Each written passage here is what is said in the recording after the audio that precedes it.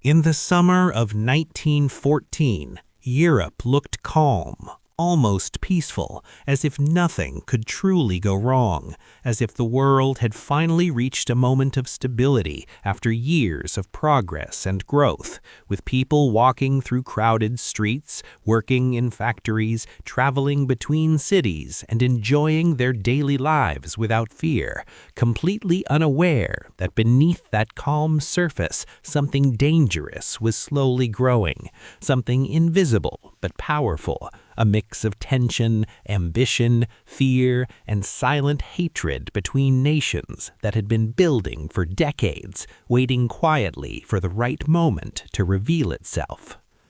It is often said that history changes in a single moment, but the truth is that those moments are usually built over many years, and that was exactly the case in Europe at the beginning of the 20th century, where powerful empires like Germany, France, the United Kingdom, Russia, and Austria-Hungary were all competing for influence, territory, and global power, each one trying to protect its position while also expanding its reach, creating an environment filled with suspicion and rivalry, where no country fully trusted the others, and where every decision carried the weight of possible conflict.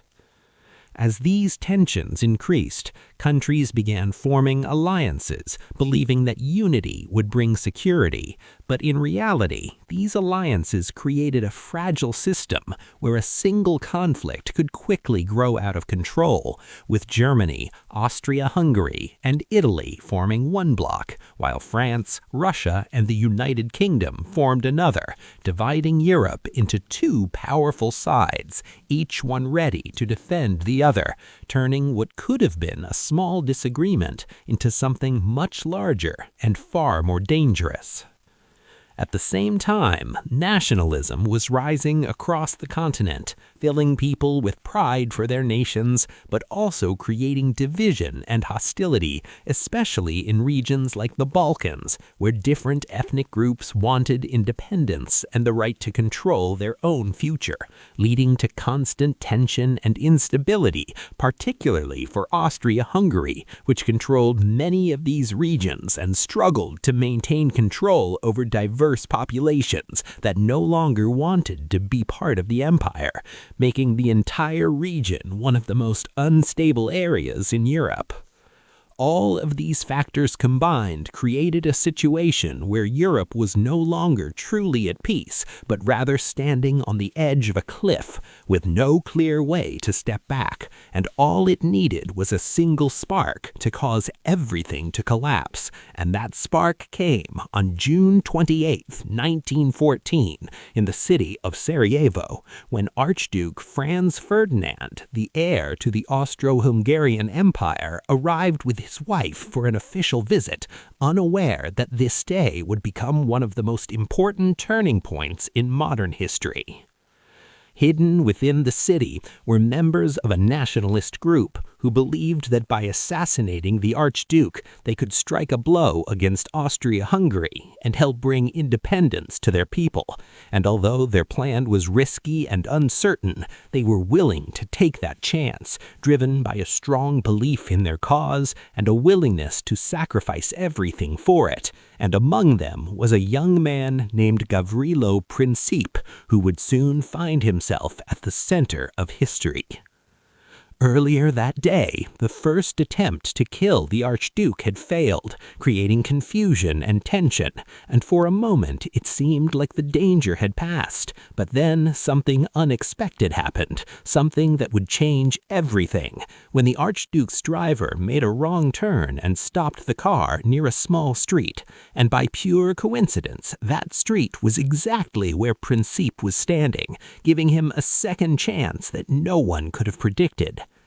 In that brief and almost unbelievable moment, time seemed to slow down as Princip realized the opportunity in front of him, and without hesitation he stepped forward and fired 2 shots, hitting the Archduke and his wife, and within minutes both were dead. And although the act itself took only seconds, its consequences would last for years, spreading far beyond the streets of Sarajevo and into the entire world. The reaction across Europe was immediate and intense, as Austria-Hungary, filled with anger and a desire for justice, quickly blamed Serbia for the assassination, seeing it as more than just an isolated act, but as part of a larger threat against the empire. And despite diplomatic efforts to avoid conflict, the situation continued to escalate until finally, on July 28, 1914, Austria-Hungary declared war on Serbia, a decision that would set off a chain reaction unlike anything the world had ever seen.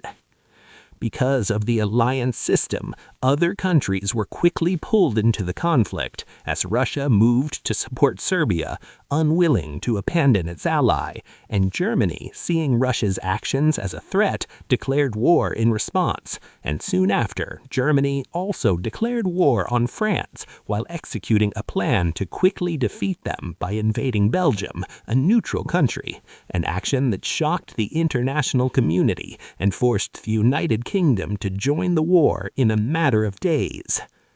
At first, many believed the war would be short, that it would end quickly, and that soldiers would return home as heroes. And across Europe, young men volunteered to fight, filled with excitement, pride, and a sense of duty, not fully understanding the reality they were about to face, because what awaited them was not glory, but one of the most brutal and devastating conflicts in human history.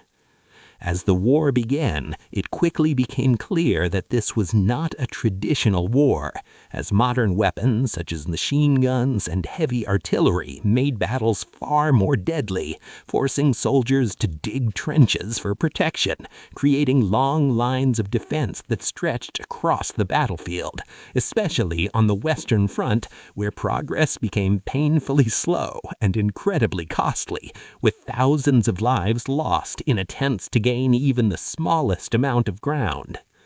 Life inside the trenches was harsh and unforgiving, with soldiers living in constant fear, surrounded by mud, water, rats, disease, and the sound of explosions and gunfire, unable to escape the danger for a moment. And over time, the psychological impact of this environment became just as damaging as the physical conditions, leaving many soldiers deeply traumatized by what they experienced.